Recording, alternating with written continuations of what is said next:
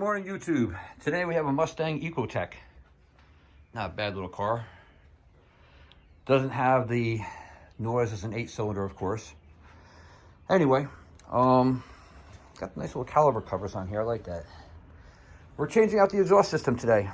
Customer wished to have a little bit more beefier noise, so we're trying to get as much noise as we can get out of the back. This is the system that she ordered. Carbon fiber? No, is that carbon? No. Nice little tips on here. Oh, I like that. They're heavy. You know, not bad at all. Here we go. Thank you. That's the company that makes this. All right. Well, this is only a part one. We're going to cut up in here, measure twice, cut once.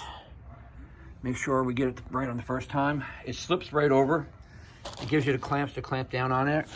This is supposed to just easily go right over here. Boom, put the clamp on it. Have a good day. Slip up into the holder on top and see what happens. All right, stay tuned. We'll get back to you and see how this goes. Oh yeah, there's the cat.